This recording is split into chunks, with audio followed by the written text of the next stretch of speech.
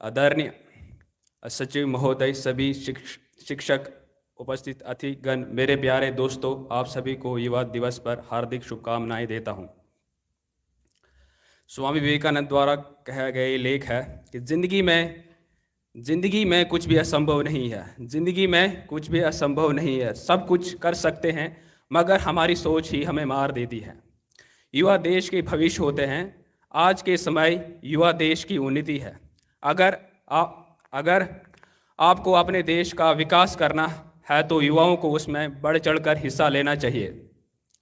हमारे भारत में राष्ट्रीय युवा दिवस प्रत्येक वर्ष 12 जनवरी को मनाया जाता है। इस दिन महान भारतीय श्री स्वामी विवेकानंद जी का जन्म हुआ था। स्वामी विवेकानंद जी का जन्म दिवस मनाने के लिए वर्ष 1984 में भारतीय सरकार द्वारा पहली बार घोषणा किया गया था। तब से 12 जनवरी 1985 से पूरे देश भर में राष्ट्रीय युवा दिवस के रूप में मनाया जाता है। मुकद्दर से राह बदलने वालों की कमी नहीं है। मुकद्दर से राह बदलने वालों की कमी नहीं है। गुजर गए देश के कई वीर, फिर भी देशवासियों की आंखों में नमी नहीं है। भले ही जाहिर ना करें हम, पर ये तो निश्चित है कि अभी भी युवाओं के सीने में धड़कती आग थमी नहीं है। पूरे विश्व में भारत को युवाओं का देश कहा जाता है। अपने देश में 35 वर्ष की आयु से 65 करोड़ युवा हैं। आवश्यकता है कि हमारे देश के युवा शक्ति को उचित मार्गदर्शन देकर उन्हें देश की उन्नति में भागीदार बनाने की, उनमें अच्छे संस्कार, अच्छी शिक्षा देने की। किसी भी देश के युवा उस देश के विकास का आधार होते हैं, लेकिन जब यही युवा अपने सामाजिक और राजनीतिक जिम्मेदारों को भूलकर विलासित कार्यों में अपना समय नष्ट करते हैं, तब देश बर्बादी की ओर बढ़ता है।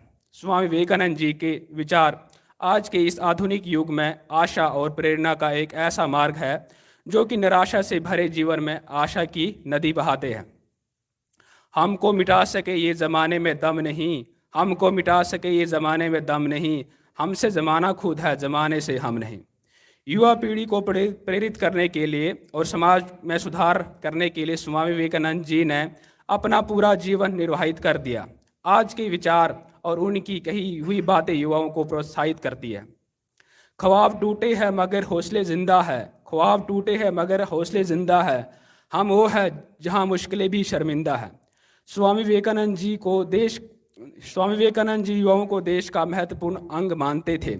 अगर भारत को दुनिया में महान शक्ति के रूप में स्थित करना है तो सबसे अच्छा वक्त अभी चल रहा है। हमारी इस युवा